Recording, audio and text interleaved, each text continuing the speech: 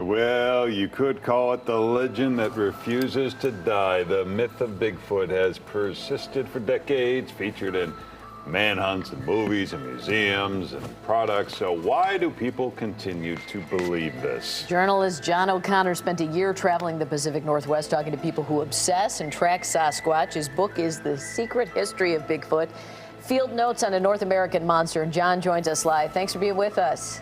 Thanks for having me. So, John, am I right in reading you are not necessarily a Bigfoot believer, so why did you do this? That's correct. Yeah, I'm not necessarily a believer. I'm interested in why people, otherwise sane, lucid people, believe in some pretty incredible stuff, and I was just curious to see where these beliefs came from and what they signified, what they meant to people, and why people spent their weekends looking for Bigfoot.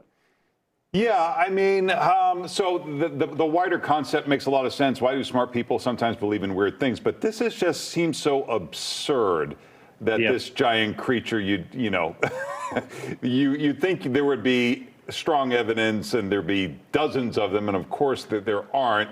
So what conclusion did you come to on Bigfoot specifically? Well, just that, again, I mean, partly it's just the power of mythology. I mean, but we really love our myths in this country. I mean, people do everywhere, but our myths die really hard. They're there for a reason. They speak to something inside of us, and there's some strange yearning and longing. And as I write in my book, Bigfoot really speaks to something uniquely American. I mean, it's a sort of cross-cultural and trans-historical phenomena, but not quite as intensely as it is anywhere else as it is in America. It's just something uniquely American about Bigfoot and our desire to believe in something for which, as you said, there's not a lot of evidence for. So you see 2/3 of Americans believe they've had some type of a paranormal encounter in their lifetime.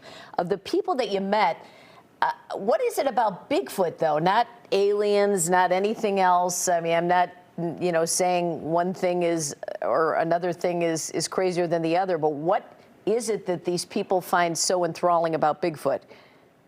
Yeah, it's sort of hard to nail down to one thing. I kind of came back to three sort of central ideas over and over again, both with Bigfooters out in the field and also in my own research. And the first is just the legend and lore, the hundreds of years, if not thousands of years of legends that are just handed down the centuries to us, and Bigfoot is a part of that. The other is just, again, our brains aren't great. We're not really wired for discerning the truth of things, unfortunately. We're really wired for creating narrative and for putting our experiences in a sort of wider framework of narrative and storytelling. And then the last is just what I claim is our grief and our sort of cultural wide grief over the loss of our landscapes and our American ecology. All right, John, thank you. The book is The Secret History of Bigfoot, Field Notes on a North American Monster. Appreciate you joining us this morning. Thank you very much.